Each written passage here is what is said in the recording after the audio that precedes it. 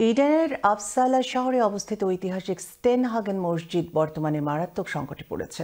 কট্টর ডানপন্থীদের ঘৃণাজনিত হামলার শিকার হওয়ার পর মসজিদটির নির্মাণ নিয়ে দেশজুড়ে প্রতিবাদ ও পরিকল্পনা বিরোধিতা শুরু হয়। তবে দীর্ঘদিনের আইনি লড়াই শেষে সুইডেনের সুপ্রিম কোর্ট মসজিদ নির্মাণের পক্ষে চূড়ান্ত রায় দেন। তবে এই মসজিদটির জন্য কয়েক সপ্তাহের মধ্যে 10 লক্ষ পাউন্ড তহবিল সংগ্রহ করতে হবে। তা না হলে এটি ভেঙে ফেলার ঝুঁকিতে পড়বে বলে জানানো হয়েছে শুক্রবার আয়োজিত সংবাদ সম্মেলনে।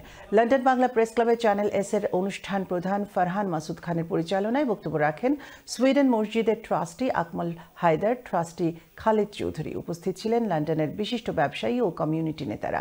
আগামী 5 আগস্ট রয়্যাল রিজেন্সি হলে ও 15 August channel S A live fund raising অনুষ্ঠিত হবে।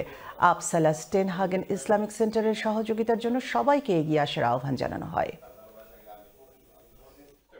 80% কাজ অলরেডি কমপ্লিট। আমরা সেপ্টেম্বরের ভিতরে যে আমাদের মূল প্রবলেম এখন আমাদের ফাইন্যান্স। মুসলমান সংখ্যা হলো প্রায় মাল্টিকালচার এরিয়া, এখানে প্রচুর মুসলমান আছে, প্রায় 6000 মতো হবে।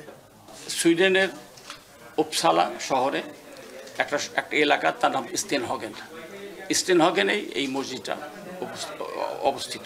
2020 সালের 1 অক্টোবর থেকে শুরু করে আপনার শেষ হবে এটা 30 সেপ্টেম্বর 2025 সাল। এটা হলো অফিসিয়াল ডেট। যদি ফিনিশ না হয় তাহলে আমাদেরকে নতুনভাবে আবার পারমিশনের জন্য অ্যাপ্লাই করতে হবে। আমাদের প্রয়োজন হলো 7 লাখ টাকা, 7 lakh Swedish, 7 lakh pound, 7 lakh pound এই মুহূর্তে। সুইডেনের এই আইকনিক হিস্টোরিক মসজিদটা প্রতিষ্ঠা করার জন্য যেন আমরা সহযোগিতার হাত বাড়াই, এবং এরই ধারাবাহিকতায় আমরা আগামী 5 আগস্ট রয়্যাল রিজেন্সিতে মঙ্গলবারে একটি ফান্ডরাইজিং ডিনারের আয়োজন করা হচ্ছে অর্গানাইজারদের পক্ষ থেকে, এবং চ্যানেল এসে 15 আগস্ট শুক্রবার 6টা থেকে একটি লাইভ আপিল অনুষ্ঠান করা হবে।